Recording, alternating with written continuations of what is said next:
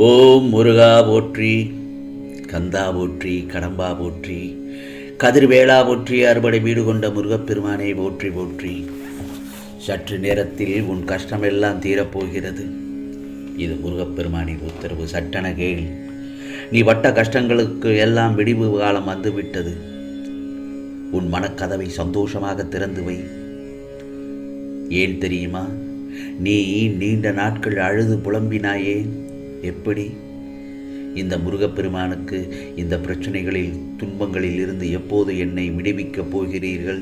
எப்போது என் வாழ்க்கை சந்தோஷமயமாக மாறப்போகிறது என்று அழுது ஏங்கினாய் அல்லவா? இதற்கு எல்லாம் ஒரு முடிவு காலம் வந்துவிட்டது. இதோ எல்லா கஷ்டங்களையும் கடந்து நல்ல நிலைமைக்கு என் செல்ல பிள்ளையை வரவழைக்கப் போகிறேன். அதற்கான காலமும் நேரமும் இப்பொழுது இதோ வந்துவிட்டது. கலங்காதே. போதும், என் செல்ல பிள்ளை அழுததெல்லாம் போதும். அதற்கான முயற்சியில் உன் முருகப்பெருமான் ஈடுபட தொடங்கிவிட்டேன். காரணமில்லாமல் என் நாவில் இருந்து வார்த்தைகள் உதிராது. நடந்தால் மட்டுமே உனக்கு என் மீது நம்பிக்கை வரும். நிறைவேற்றாவிடில் உன் அப்பாவை எப்படி நினைக்கணும்னு தெரியுமா? அவர் எப்போது எதை செய்தாலும் நன்மைக்குத்தான் செய்வார் என்பதை நீ முதலில் அந்த இடத்தில் புரிந்து கொள்ள வேண்டும். உனக்கான நம்பிக்கை மேலோங்க வேண்டும். அப்படி என்றால் உன்னை அறியாமலேயே எனக்குள் குடிபுகுந்து விடுவாய். அதனால் வாழ்க்கை உன்னை எப்படி சுழற்றினாலும் எல்லாவற்றையும் கடந்து போகும் துணிவு உனக்குள் வரும்.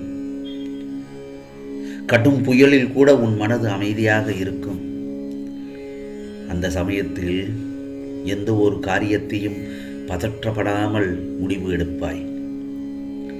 இதுதான் நான் உன்னுள் குடியேறிய நிலை. உன்னுள் மாற்றம் தெரிந்தாலே இந்த முருகப்பெருமான் உன் கூடவே இருக்கிறேன் என்று உணர்ந்து கொள்.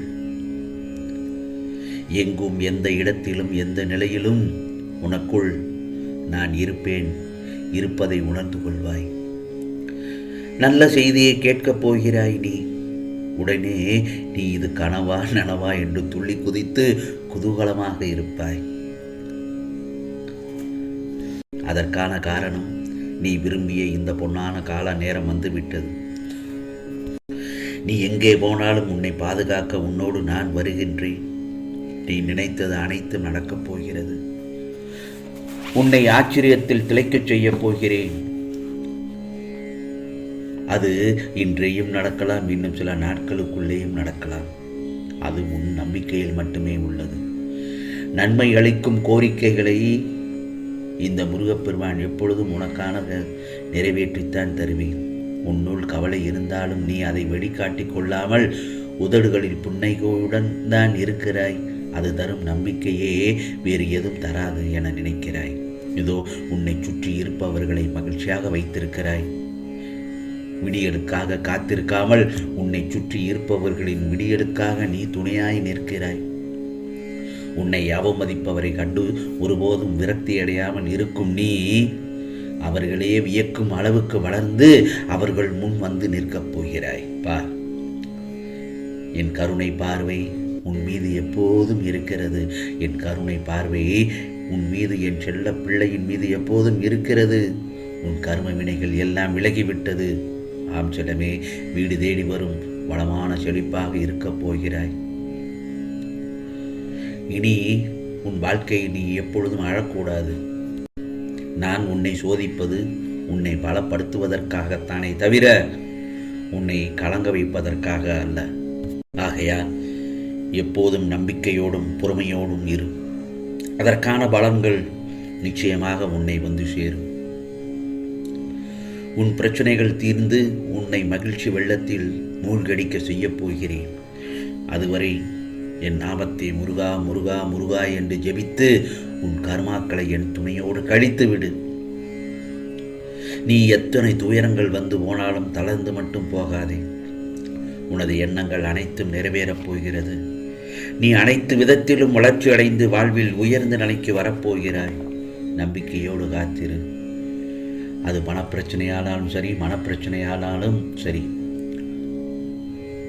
குழப்பங்களும் கண்ணீரும் கஷ்டமும் தொடர்ந்து மனதை அரித்து என் பிள்ளைகளை வாட்டி வதைக்கும் இந்த நேரத்தில் நான் சொல்வதை சற்று கவனமுடன் கேள். ஒரு சில காலகட்டங்களிலும் பிரச்சனைகளை எதிர்கொள்ள முடியாத சூழ்நிலை வரும்போது மனம் தளர்ந்து விடக்கூடாது. பணப்பிரச்சனை, கடன் பிரச்சனை என்பது வாழ்க்கையில் ரொம்பவே கஷ்டமானது தான். அது யாருக்கும் இல்லாமல் இல்லை. எவ்வளவு பெரிய பணக்காரராக இருந்தாலும் அவருக்கும் சில பணப்பிரச்சனைகளும் கடன் தொல்லைகளும் இருக்கத்தான் செய்யும். அவருக்கு ஏற்றார் போல பணப்பிரச்சனைகள் இருக்கும். ஆகவே யாருக்கும் பிரச்சனைகள் தொல்லைகள் இல்லாமல் இருக்காது. அதிலிருந்து மீண்டு வர கொஞ்சம் நாளாகும். ஆனால் நம்பிக்கையுடன் நான் சொல்வதை செய்தால் பணம், கடன் பிரச்சனைகளிலிருந்து மீளுவதற்கு நல்லதொரு வாய்ப்பு கிடைக்கும். பாரங்களை சுமந்து சுமந்து மனம் தளர விட்டால் அதிலிருந்து மீள முடியாது. பாதையை, இலக்கை அடையும் போது, மேடு பள்ளத்தை தாண்டி வரும்போது உண்டாகும் பிரச்சனைகளே அதிகமாக இருக்கும். நாம் தானே அதை சரி செய்ய வேண்டும். அதற்கு அந்த தடைகளை எல்லாம் தகர்த்து வரணும் என்றால் என்னவெல்லாம் செய்யலாம் என்று யோசித்து கவனமாக செயல்படு. நீ சிந்திக்கதான் தெளிவு பிறக்கும்.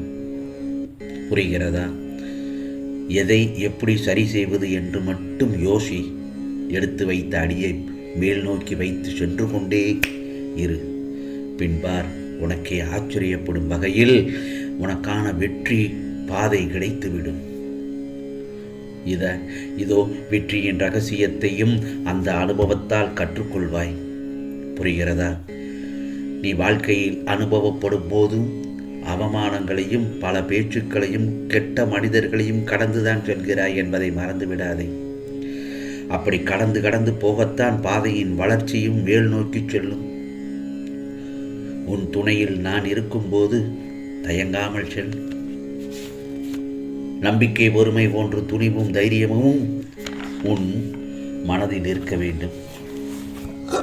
நான் சொல்வதை கேட்டால் பணப்பிரச்சனை மட்டுமல்ல, எந்த பிரச்சனையும் இது தீர்த்து வைத்துவிடும். உன்னுடைய வறுமை போய் உன் குடும்பத்துடன் மன நிம்மதியாக சந்தோஷமாக வாழப்போகிறாய். நான் சொல்வதை கவனமாக கேளு. நிச்சயமாக உனக்கானது எல்லாம் நிச்சயமாக நடக்கும். தைரியம், நம்பிக்கை, பொறுமை இவை இரண்டையும் விட்டுவிடாதே என்றுதான் சொல்கிறேன். ஏனென்றால் அதுதான் தாரக மந்திரம். நம்பிக்கை, பொறுமையோடு இருந்தால் உனது எல்லாம், உன் பாதையில் எல்லாம் எந்த ஒரு தடைகளும் வந்தாலும் அதிலிருந்து நீ வெற்றி பெற்று நிச்சயமாக வாழ்க்கையில் ஜெயித்து விடுவாய். ஆகவே இந்த முருகப்பெருமான் சொல்வதை கேட்டு விட்டாய் அல்லவா? நிச்சயமாக உனக்கானது நல்லது நடக்கும். இது முருகப்பெருமானின் அருள் வாக்கு. ஓம் சரவண பவ, ஓம் சரவண பவ, ஓம் சரவண பவ.